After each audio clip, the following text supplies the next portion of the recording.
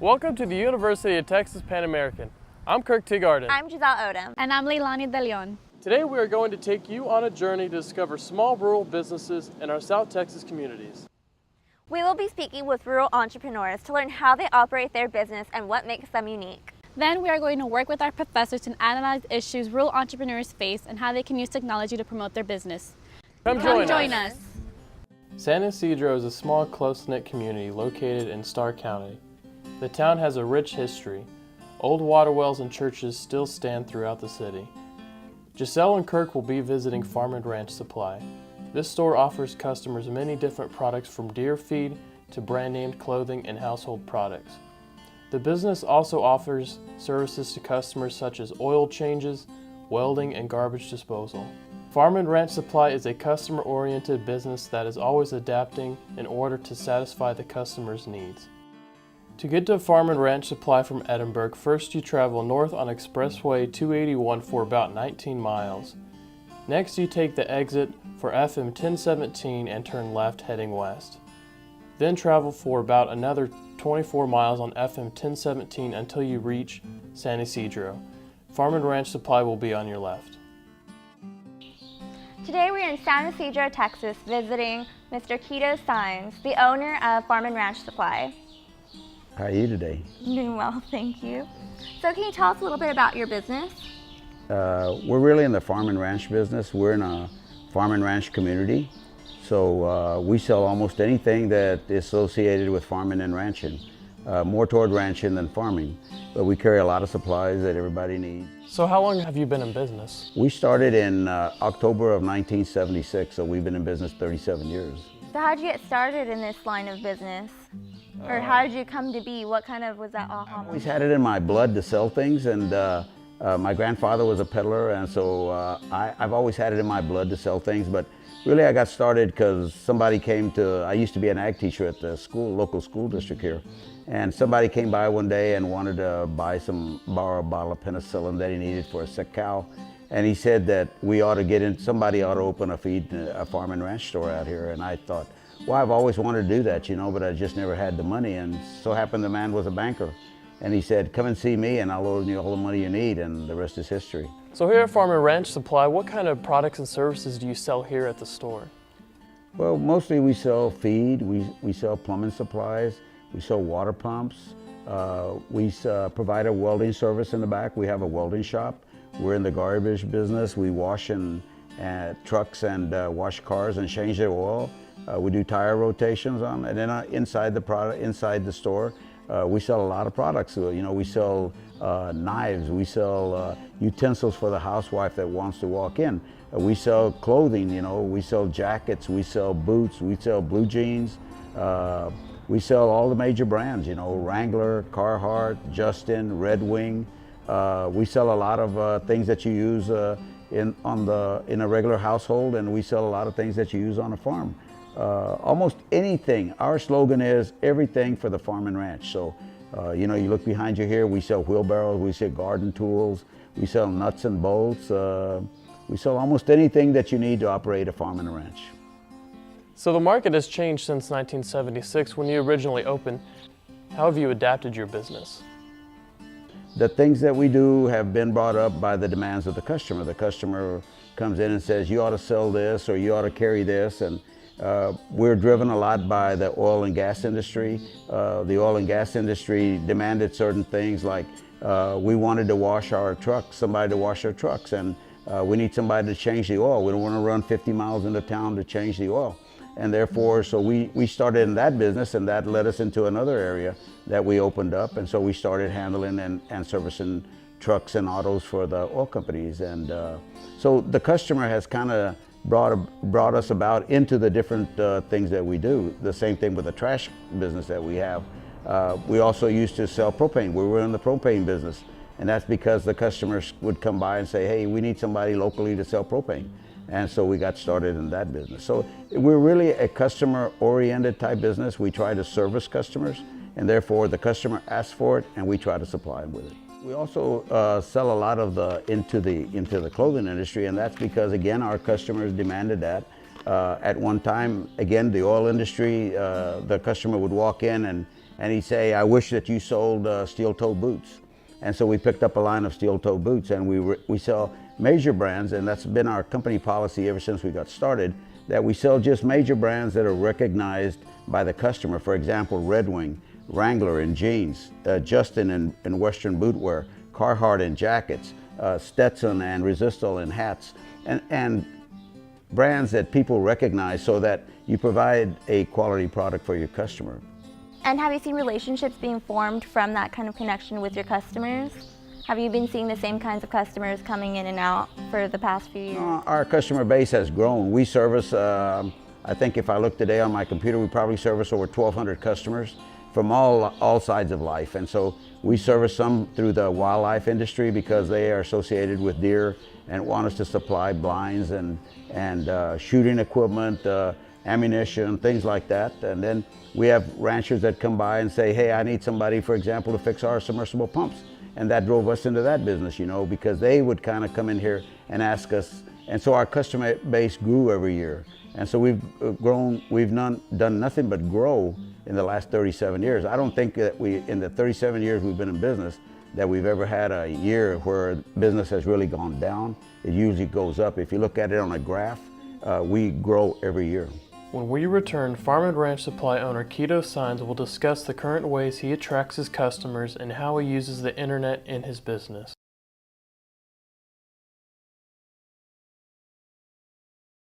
Welcome back. We continue our discussion with the owner of Farm and Ranch Supply to understand how the business operates. Is there a certain way how you attract your customers? I believe in advertising. You know, it costs you a lot of money to advertise in a magazine. For example, a color page on a Beefmaster magazine might cost you $1,000 or $1,200. But I feel that that's money well spent because it puts your cattle and your picture in front of all the people that receive that magazine. And therefore that has also boosted. Every time we win an award, we take a picture, we put it in the magazine, and people see that, and you put your product in front of the people's eyes all the time. Yes, and our cattle have done real good. I mean, we've taken them to a lot of shows, and our cattle bring a good premium when they sell, and people notice that, they remember that, and so that's how our cattle really do well for our customers. And I like to hear stories about when a customer buys something from us and he takes it and he excels with it, and that brings the customer back to us all the time. One of the philosophies that we have is that we usually try to undersell our competition, and every day while you're out there we're noticing flyers and pricing and whatever. So we got to be very competitive. We cannot overcharge our customers because we're in an isolated area, or get full markup on our products because we're in a small area. In order to attract them, we've got to attract them with something. For example, our boots, for example, are $30 to $50 cheaper than they are in town. Doesn't matter which style you pick, we'll be a whole lot cheaper. And the reason for that is to attract our customers. Our jackets run every day on a daily basis, 30% off retail price. And most people don't do that. Most companies don't do that because they've got a large overhead. Well, we've been in business 37 years, and we don't just live off of one product. We live off of all the products that we sell. So if we make a living, that's all we're happy with, you know. And again, it's price that attracts the customer base to us. So do you also do online sales? I know you're saying that not all of your customers are locals, but can they go ahead and order online? We use online service, yes, and we've sold to a lot of different countries. We used to sell pumps to the Philippines. We had a customer over there that would buy pumps from us all the time. We sell boots to South America. We sell boots. We have a customer that orders boots regularly from us from New York. And we have a customer base in California that orders from us. All these, they have found us through the net, and that's how we provided that service. In our cattle side of the business that we have, we sell a lot of our cattle because of the web page that we have on our cattle, and people see the cattle that we have, and we advertise and we post on there the different awards that we win and what our cattle do and how they perform and how they sell at sales, and that attracts a lot of customers. So yes, the web and the internet have really boosted our business in the way that we do business. It's not just the customer base that walks through the door, but it's also the customer base that sees us on the net or whatever. A lot of our customer base doesn't want to drive 50 miles in town. It might be cost prohibitive to him to go to town or whatever. So he'll bring an idea to us. For example, our Yeti coolers. People would ask us about Yeti coolers all the time, and I always thought Yeti coolers were very expensive. And therefore, when we first went into the Yeti cooler business, I told my wife, you had to buy, I think, like $3,500 worth of Yetis to get into the program. And I told my wife, they'll never sell in San Isidro, Texas, because we're a small community. I know what the customer demands, and this Yeti cooler is outpriced for our community. Well, we bought into the $3,500 program, and today it's a very successful product that we sell. Today we sell a lot of Yeti coolers, and the reason for that is because we don't price them at the recommended retail. We price them underneath, and it's customer word getting around. You know, a customer will come by and he'll buy a Yeti cooler from us, and he'll save $30 or $40, and he tells his buddy, and then his buddy tells his buddy, and before we know it, we got 3 or 4 guys walking in wanting to buy a Yeti cooler at $40 off compared to the regular retail price. And we undersell Cabela's, we undersell Bass Pro, we undersell all the different people that major sellers of this one product. And the reason again is because we price it underneath what everybody else does to attract the customers. If we sold Yetis at the regular price, would you drive from Harlingen or from McAllen to come to San Isidro to come buy a Yeti cooler? No. But you come here because the price is lower. And that's what attracts our customers. So throughout the year, you have different customers coming in. Is there a specific month that you're really busy? We're really busy September through February. That's hunting season. The hunting industry provides a lot of business for us, and that's because most of the hunters that come through here are people that go and they're trying to, you know, have fun and recreational activities and so forth. They come from the valley, and so they go through this area to travel to the different leases, and that we provide a service for them. But that's our busiest month, September through February. And then April will slow down a little bit, and then, you know, picks up again in August, September, because August, September, people start getting ready again for the hunting season coming up. And so our best months are really September through February. So during the lower months, what do you do different at your business? Well, we're always busy because we're so diversified that we always have something coming up. And the hunting industry sells mostly up in the front of the area, what I call the front of the store, where we have people walking in to buy things that they forget or whatever.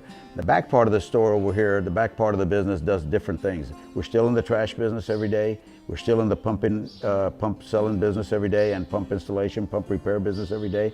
And we still have our cattle business that keeps us hopping every day. We have 3 full-time cowboys that's all they do is take care of cows. So cows are always providing work for us every day. So with the advancement of technology, how do you want to kind of change your advertising, or do you plan on kind of moving into the social networking realm? Well, I'm from the old school, and social media is something new to me. And so I'd like to use social media to promote our cattle business. Cattle business is probably today, I would say 15 to 20% of our total business that we do at Farm and Ranch. And so I would like to jump that up a little bit more and kick up the heat by getting involved with social media so that we can promote to the people on the social media, on Facebook, but to put our business across on social media and our livestock on social media, that which I think would boost the amount of business that we do, because I see it out there. I look, sometimes somebody will bring me an iPad up and they'll say, hey, look what so-and-so did with their cattle or whatever, or look what so-and-so is doing on their ranch or whatever. And all this draws attention. And I see it that mostly from the younger generation. And I will tell you that a lot of the customers that we have are from the younger generation in our cattle business. And therefore, if they're looking at it, I want to be involved in it. I want to be able to provide them the information that they're looking for through that service. VTCI has been very instrumental in bringing technology to our area, not only to my business, but also to our school district. I mean, that's where we first learned of it. VTCI provides, you know, the different internet services that we carry. We have our kids that participate in different courses on the university level through part-time participation through our school district. All this is provided by VTCI with their fiber optic and things like that they have. And so it also has benefited us. I remember simply 6-8 years ago when we didn't have fiber optic and all these things, we would try to trade something on eBay. It would take you a long time to get it. And today it's instantaneously, you know. When we played the stock market, you know, you can buy and sell real quick on a moment's notice because of how fast the internet is today compared to how it was 6 years ago. So yes, those services have really improved the way we do business. So do you do special events for the community? We have Customer Appreciation Day, and what you do is you appreciate the customer that you've had for a whole year, and so you want to give him something back. So what we'll do is we'll take different products, lower the price on that product for that particular week, and we'll have Customer Appreciation Week. Sometimes we hold a barbecue and we'll sit outside and have somebody barbecue some steaks, and we provide a free lunch for our customer base, and they just walk in, pick up a lunch, and keep on going. But that's something that we want to give back to our customers as a part of the community, and that's because we appreciate all the business that we get from them. Well, Keto, it's been great talking to you. Thank you so much for having us today. Well, thank you for coming. I think it's time for us to go shopping. Okay, let's go. When we return, Dr. Reto Felix from the University of Texas Pan American will join us in discussing the business strategies of farm and ranch supply and other small rural businesses.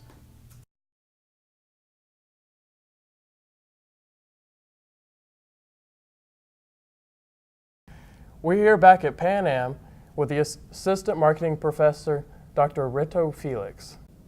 Thank you for having me. So today we will be discussing farm and ranch supply.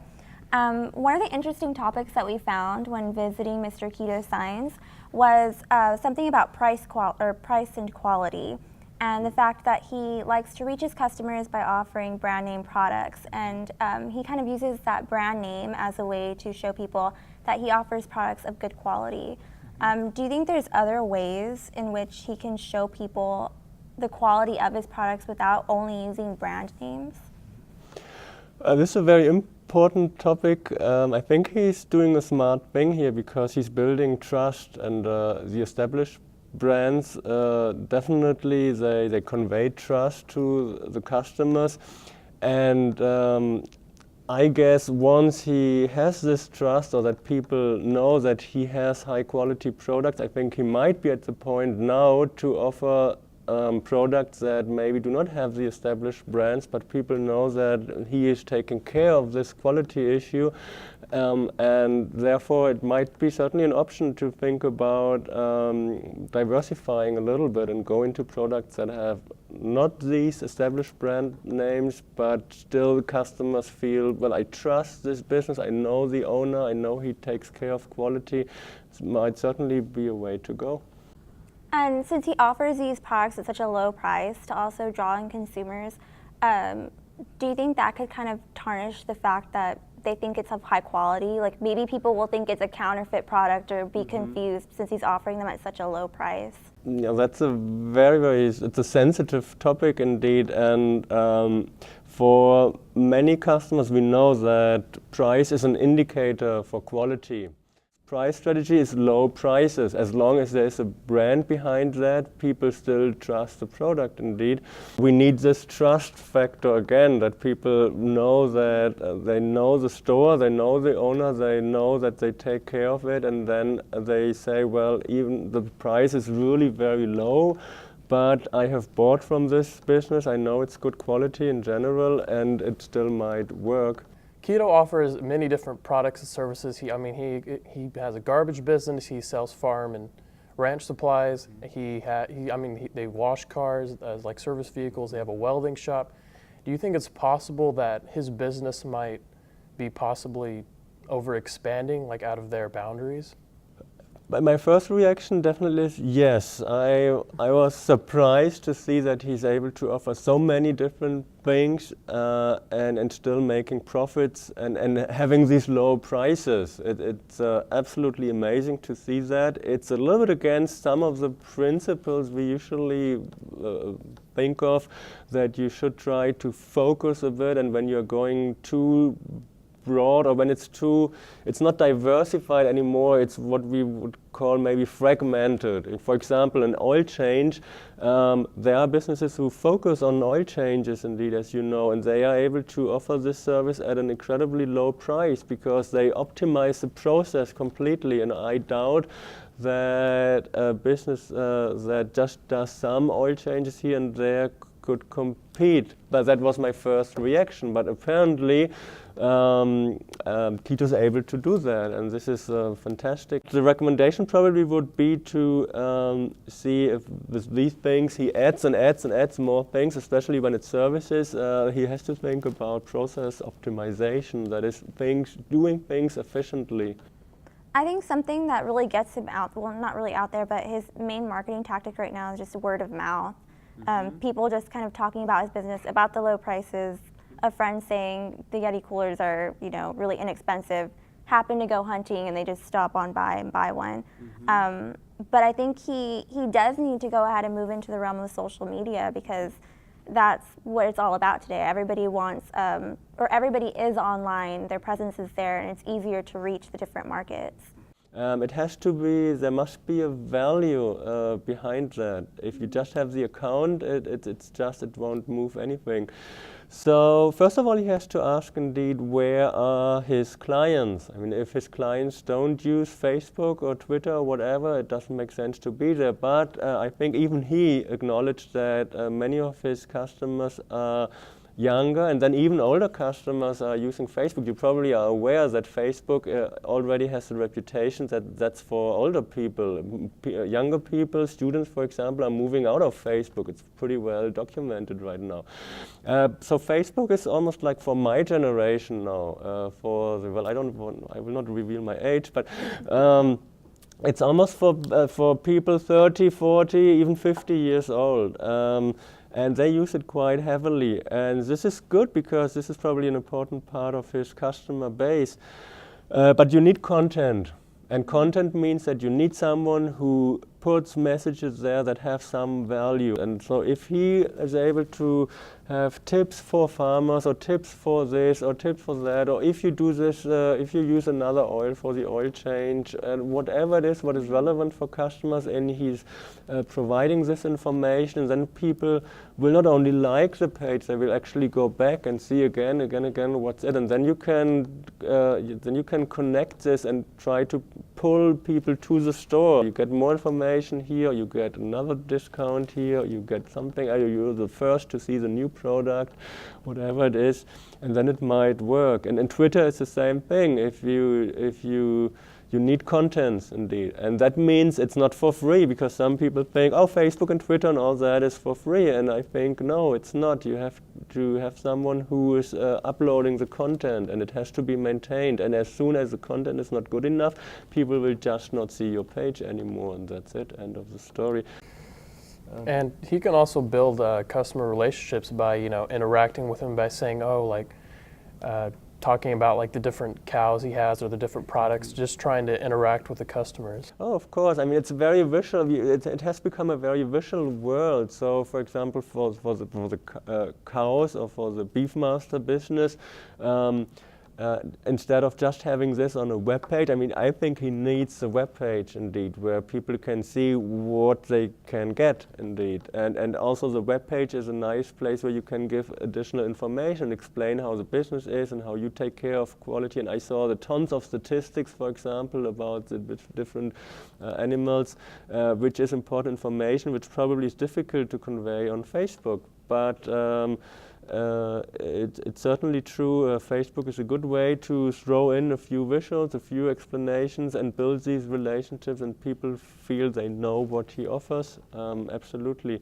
But I guess it should be a combined strategy. For me, it would be maybe Facebook and Twitter and social media, but I think he needs a web page, definitely. It's a tool that it's used, especially by somewhat older generations. And then I even would say there are some people talk about social media all the time, but we still have the good old forums, for example, and this is a tool that is very old, but it's very, very powerful. Something I think that was really important that you said about social media was the fact that you have to continuously provide that original content to get your crowd, and then besides that, be consistent. I think a lot of businesses forget about that, and they go ahead and post something on Facebook, and they're really into it for the first couple of months, and then they forget all about it. Since consistency is key, as a rural business, it's really important to have that reliable internet connection. And since VTX has done this in small rural areas such as San Isidro, it's possible for Keto Signs to go ahead and reach different customer segments by using the internet and going ahead and using a website and